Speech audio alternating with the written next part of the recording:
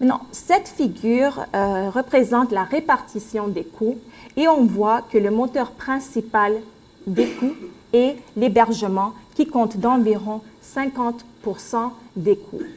Ceci est suivi des coûts reliés aux hospitalisations et aux urgences, aux visites à l'urgence qui est environ de 30%, et les coûts des patients est de 20%. Et tout ceci est suivi par la contribution des médicaments et des coûts reliés aux visites externes et chacun de 10%.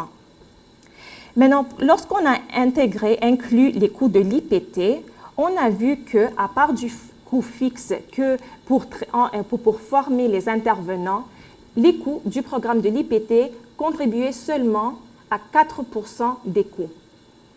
En incluant l'IPT, on a eu un déplacement des coûts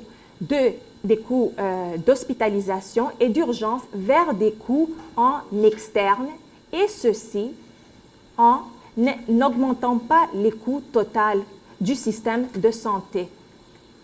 Et donc, ce qu'on peut dire, c'est que,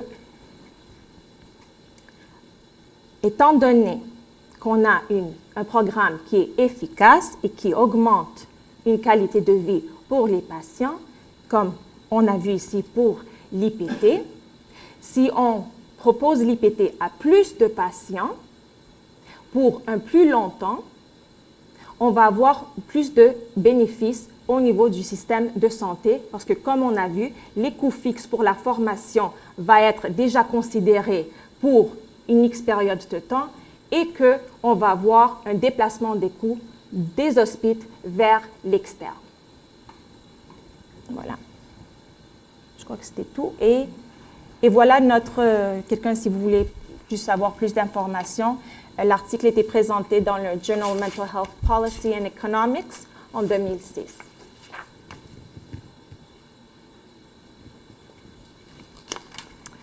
Je vous présente le volet 5, le dernier volet de l'étude. Vous voyez l'ampleur de l'étude? Je ne sais pas si ça vous...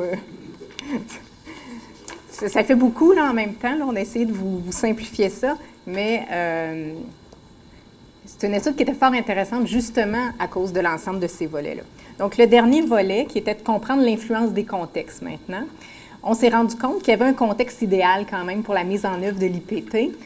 La mise en œuvre du programme IPT était supérieure dans des milieux, dans des contextes où les ressources qualifiées étaient disponibles, les collègues étaient soutenants, l'approche était valorisée par le milieu, les thérapeutes avaient beaucoup d'expérience avec la clientèle ou avec ce type d'approche, les thérapeutes connaissaient bien le milieu, les stratégies d'action étaient capables de bien négocier pour pouvoir avoir les ressources nécessaires, et les thérapeutes recevaient un soutien régulier de l'équipe de recherche dans ce cas-ci pour l'application de l'approche.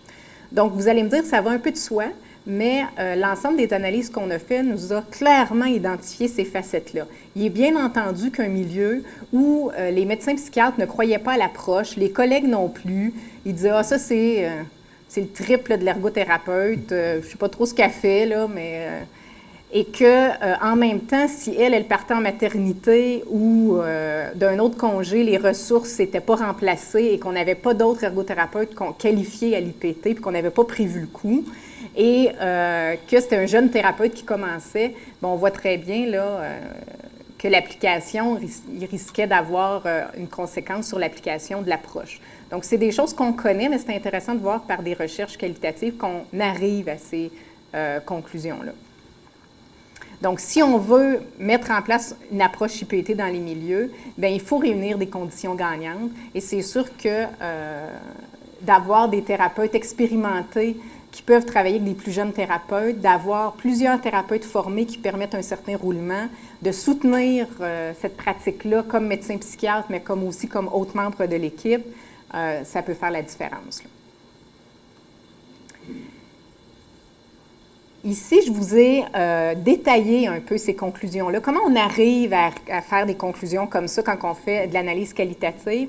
C'est-à-dire, on fait des analyses milieu par milieu, ensuite des analyses de comparaison et on crée finalement différents profils de contexte pour nous permettre justement d'identifier les facteurs contextuels qui peuvent avoir joué. Donc ici, on avait 4 profils qui ont été dessinés, qui se sont dessinés, qui sont ressortis des analyses. On avait l'idéal type qui est en fait l'excellence mise en œuvre, c'est-à-dire des milieux où la mise en œuvre était impeccable. Et ces milieux-là, on s'est rendu compte que le contexte, c'était que les services étaient déjà organisés avant même qu'on arrive pour la clientèle atteinte de psychose, qu'il y avait des valeurs de réadaptation qui étaient préconisées, il y avait déjà des programmes semblables, donc il y avait déjà une équipe qui était derrière ce type de programme-là. Tout le monde collaborait, tout le monde était impliqué dans la recherche, même si on n'animait pas les séances IPT. Et ce que ça l'amenait, ça, ces éléments-là sur les cliniciens, c'est que ça leur permettait d'être capables d'adapter davantage le programme aux besoins de leur groupe, parce qu'ils étaient expérimentés, ils se sentaient soutenus, ils pouvaient aller consulter des collègues. Ça permettait aux thérapeutes d'avoir une meilleure capacité de maintenir les patients dans les groupes. Donc, de dire au médecin psychiatre ou à un autre collègue infirmière, ça fait 2-3 fois qu'elle ne vient pas, je pense qu'il faudrait revaloriser sa participation. Bien, ça peut faire aussi une différence. Ça permettait aux ergothérapeutes et aux thérapeutes qui appliquaient l'IPT de répondre davantage aux exigences du projet ou aux imprévus. Si un milieu, par exemple, avait des intervenants qui disaient, bien moi, si à un moment donné, tu n'es pas là, je peux aller te remplacer comme co-animateur. En même temps, ça m'intéresse de voir ce qui se passe dans vos groupes. Bien, il y avait un certain soutien, puis ça permettait de vivre les imprévus. Et ça permettait aux thérapeutes une capacité à s'adapter au contexte, à négocier, à créer des alliances. Donc, qui n'était pas à négliger dans ce type d'implantation-là parce que dans des contextes de ressources limitées, dans les contextes de transformation des services, on est toujours un peu à défendre ce qu'on fait. Donc, c'était pas parce que c'était un projet de recherche que les cliniciens n'avaient pas à le faire tout d'un coup. Au contraire, il fallait qu'ils défendent le programme. On a eu des milieux que j'ai appelés des défis d'expérience, c'est-à-dire des milieux où les intervenants étaient jeunes, avaient peu d'expérience, mais où le contexte était très favorable, donc ça venait un peu compenser, et où un soutien requis pour leur manque d'expérience était, en fait, le soutien était requis pour eux. Et donc, c'était des équipes qui nous demandaient beaucoup des questions cliniques, c'est-à-dire qu'ils appelaient l'équipe de recherche, mais pour des questions très cliniques. Mais pour tout ce qui est le reste, il y avait le soutien requis dans leur milieu. Donc ça, c'était intéressant de voir ça. Il y a d'autres milieux qu'on appelait des défis de structure, c'est-à-dire où les intervenants avaient beaucoup d'expérience, mais ils travaillaient tout seuls en vase clos, puis il y avait une absence à peu près d'équipe clinique là, de référence pour la clientèle, il y avait à peu près peu de soutien. Et donc là, à ce moment-là, on nous demandait dans ces milieux-là, comme équipe de recherche, beaucoup de soutien technique.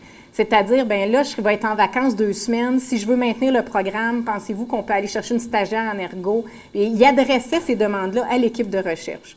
Donc, ça aussi, c'est intéressant de voir comment il y a des milieux, il y a des cliniciens qui étaient complètement laissés à eux-mêmes et que l'équipe de recherche, parce que c'était un projet de recherche puis qu'on voulait beaucoup, bien, a compensé certaines choses qui auraient dû se faire par le milieu et qui rendaient un peu les choses artificielles, là, si on peut dire. Parce que dans un contexte naturel, bien, probablement que ces milieux-là, ils ne maintiendront pas l'IPT s'il y a encore des défis comme ceux-là qui arrivent et qui n'ont pas de soutien. Bien, notre hypothèse à ce moment-là, c'est de penser qu'ils ne maintiendront pas le programme. Il y avait d'autres milieux qui étaient considérés dans une catégorie qui s'appelait défis de valeur, c'est-à-dire des milieux où les gens avaient beaucoup d'expérience, mais où le contexte était peu favorable en termes de, pas de ressources, mais en termes de croire au bien fondé de l'approche. Donc, c'est sûr que si on arrivait dans des équipes qui étaient très psychodynamiques et que eux, les approches cognitivo-comportementales, ils croyaient plus ou moins à ça, c'est sûr que le clinicien, là, il avait à se débattre pas mal plus pour légitimer cette approche-là dans le milieu et pour maintenir le projet de recherche. Donc, ces groupes-là nous questionnaient beaucoup et nous appelaient comme équipe de recherche plus pour qu'on vienne répondre à des demandes stratégiques. C'est-à-dire, pouvez-vous venir présenter aux équipes, aux psychiatres? Pouvez-vous venir rencontrer la directrice des soins infirmiers parce qu'elle ne croit pas à cette approche-là? Pouvez-vous venir? Donc, on était plus appelés à s'impliquer pour venir légitimer finalement le projet ou l'innovation. Donc ça a été intéressant parce que ça nous a permis de comprendre les contextes des cliniciens quand ils implantent une nouvelle approche, comment c'est pas facile et qu'il y a des défis à différents niveaux. Et nous, ça nous permettait de comprendre comme équipe de recherche, c'est quoi les contextes idéaux pour maintenir des approches comme celle-là. Parce qu'on peut bien, comme équipe de recherche, savoir, puis comme équipe clinique, savoir que cette approche-là, c'est la meilleure pratique, former les cliniciens, mais une fois qu'ils sont rendus dans leur milieu, qu'ils ont reçu la formation, si on les laisse implanter tout seuls, ça ne veut pas dire que ça va fonctionner et que ça va se maintenir. Et si on est là juste pour le temps de la recherche et ensuite qu'on s'en va puis qu'on les laisse aller, ça ne veut pas non plus dire que ça va se maintenir, même si eux croient vraiment au bien fondé. Donc, ça nous permet aussi de voir comment on peut maintenir au Québec des approches spécialisées de réadaptation et comment on peut les aider à défendre ce type de programme, mais aussi à avoir des moyens pour rendre compte de ces enjeux-là.